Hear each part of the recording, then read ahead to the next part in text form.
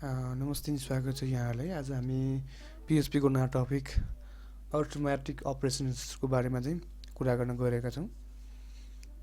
So हामीसँग 8-9 वटा लगभग 8-9 वटा अपरेटरहरू छ अटोमेटिकमा। सो म आज नयाँ फाइल क्रिएट गर्न गइरहेको छु। यसलाई सेभ गरेँ मैले अटोमेटिक ARITHMETIC अटोमेटिक स्मलमा लेखेँ मैले ARITHMETIC.php भन्ने एउटा फाइल बनाएँ मैले। सो हामी आज अटोमेटिक अपरेसनको चाहिँ गर्न गइरहेका छौँ।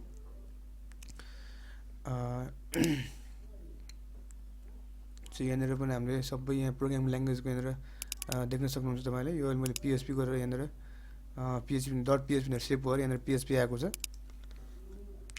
ओके, यहाँनिर म अब PHP लाई ओपनिङ ट्याग गर्न गइरहेको छु। यसलाई क्लोज गरेँ मैले PHP लाई।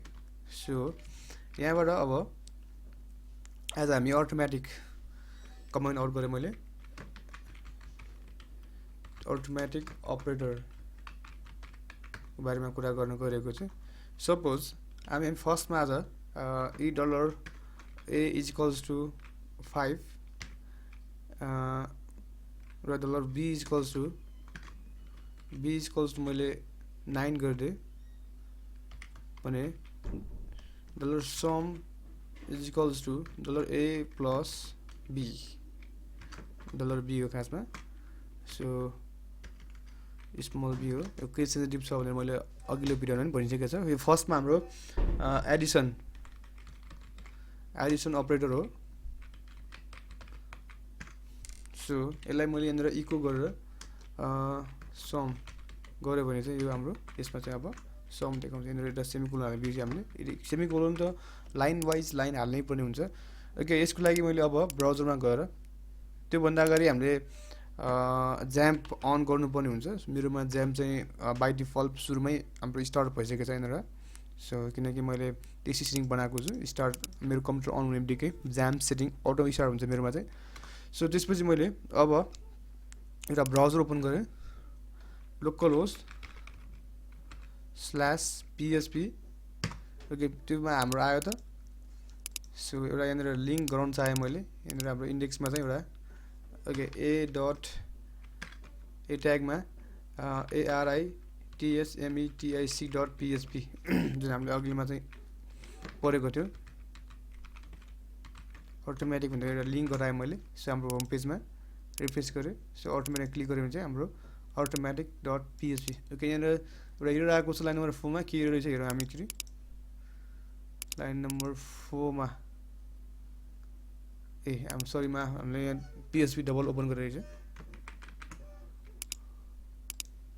ओके, 14 आएको छ। यो हाम्रो अटोमेटिक हो। मैले यहाँनिर BR हालेँ, BR ट्याग हालेँ किनकि हाम्रो नेक्स्ट आउटपुट चाहिँ हाम्रो तल आओस् भनेर खासमा। त्यसै गरी मैले अब नेक्स्ट हाम्रो सबट्र्याक्ट सबट्र्याक्ट गरेँ मैले। सबट्र्याक्ट गर्दाखेरि $A - $B गरेँ। यो चाहिँ अब हाम्रो माइनसमा आउँछ। सो इको मैले के गरेँ $SCB गरेँ, सेभ गरेँ। ओके, सेकेन्डको हाम्रो हेरौँ आउटपुट हेरौँ, -4 आएको छ। यसलाई पनि कमेन्ट आउटमा देखाइदिउँ यहाँनिर स्ल्यास हाम्रो नेक्स्ट छ हाम्रो SUBTRACT सबट्र्याक्सन। त्यसै गरी थर्डमा हाम्रो छ मल्टिप्लिकेसन गर्नलाई हामीले। सो $MUL गरेँ मैले सर्टकटमा $A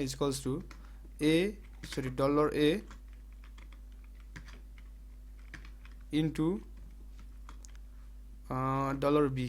हाम्रो इन्टुको साइन चाहिँ एस्ट्रिक हुन्छ यसमा चाहिँ। सो यसमा पनि लेखिहालेँ कमेन्ट आउटमा MULTIPLICATI मल्टिप्लिकेसन। सो यसमा मैले इको गरेँ मैले इको $MUL गरेर सेमिकोलन हाल्दै सेमिकोलन हाल्ने बिर्सिनु भएन। सो रिफ्रेस गरेँ मैले। एउटै लाइनमा आएको छ। यहाँनिर मैले यहाँनिर पनि .BR ट्याग हाल्दै यहाँनिर पनि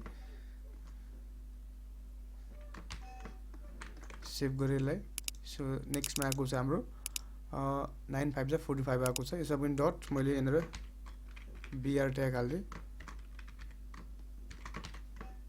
त्यसैगरी हाम्रो अर्को नेक्स्ट छ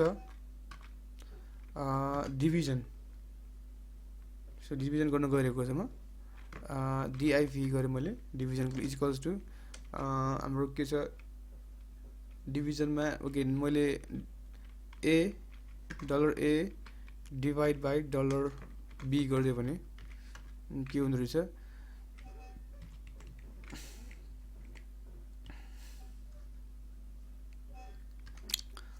ओके यसो पनि कमेन्ट आउट गर्दै मैले यसमा चाहिँ ह्याश कमेन्ट आउट गरे ह्याश division डिभिजन यसमा इको गर्दै मैले इको गरे मैले इको $div यसमा पनि डट मैले br ट्याग हाल्दै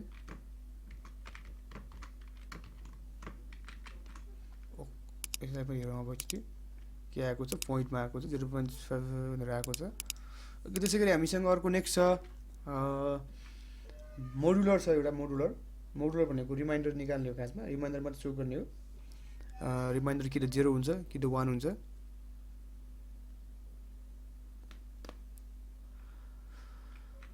कि त 2 हुन्छ ओके रिमाइन्डर हेरौँ एकचोटि ओके यहाँनिर हेरौँ हामी एकचोटि $d अब रिमाइन्डरको RE नभए यसलाई अर्को भन्छ मोडुलर भन्छ MODULAR modulus MODULAS modulus is equals to okay मैले $a मोडुलर b गरिदिएँ कि $b गरिदिएँ मैले भने अब इको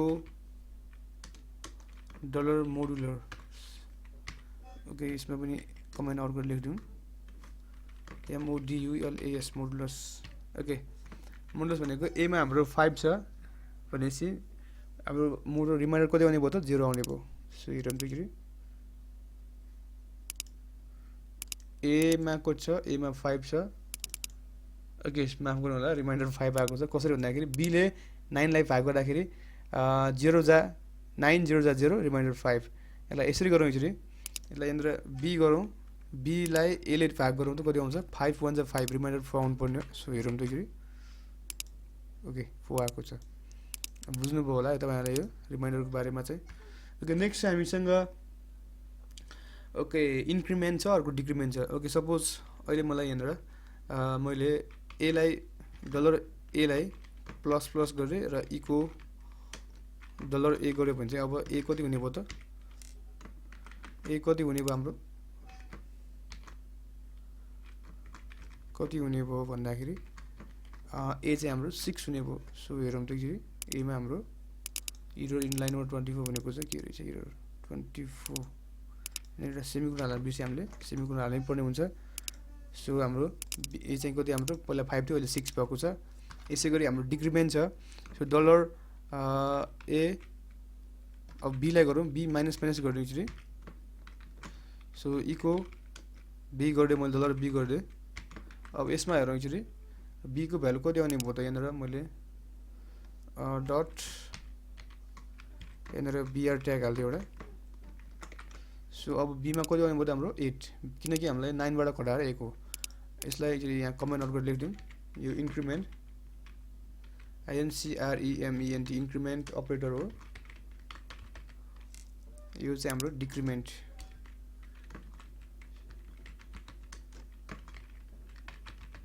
कतिवटा भयो हामीसँग लगभग 1 2 3 4 5 6 7 भयो एउटा लास्ट छ एउटा लास्ट हाम्रो एक्सपोनेन्शियल छ भने छ एउटा यसमा चाहिँ एक्सपोनेन्शियल साइन चाहिँ अलिकति फरक छ डबल एस्टेरिस्क छ यसमा चाहिँ हेरिहाल्नु एउटा सपोज हाम्रो एक्सपोनेन्शियल चाहियो भने चाहिँ सपोज मैले $exp गरे मैले इज इक्वल्स टु सपोज हामीसँग यसलाई अलि माथि गरिदिउँ नभए अर्को यसको भ्यारिएबल एउटा डिफाइन गरौँ suppose okay $x is equals to 10 $y is equals to 2 गरिदिउँ मैले अब हामी x को component y x exponential y हाल्छौँ सो $x * $y गरिदियो भने चाहिँ x को पावर y भइदिन्छ यो सो मैले इको इको के गर्यो त डलर EXP गर्दै यहाँनिर पनि मैले डट BR हाल्दिएँ अब हेर्नुहुन्छ कि हाम्रो कति आउँछ 100 हो त हेरौँ एकचोटि 10 डिभाइड 10 को पावर 2 100 सो 10 को पावर 3 1000 हुनुपर्ने एकचोटि हेरौँ त 1000 ओके यसमा मैले एकचोटि भ्यालु चेन्ज गरेँ यहाँनिर हामीले we can only possible arithmetic operations in only integer and float र arithmetic operations चाहिँ दुईटामा मात्रै पोसिबल छ integer या float मा पोसिबल छ सपोज मैले float मा गरे भने 5.2 र 7.5 गरे भने अब एकचोटि आउटपुट हेरौँ हाम्रो सबै float मा आइरहेको छ हामीले बुझ्नुपर्ने के छ भन्दाखेरि arithmetic is only possible in integer and float अरुमा चाहिँ यो arithmetic operation पोसिबल हुँदैन भन्दै आजलाई बिराम हुन चाहन्छु हस् नमस्कार थ्यांक्स फर वाचिङ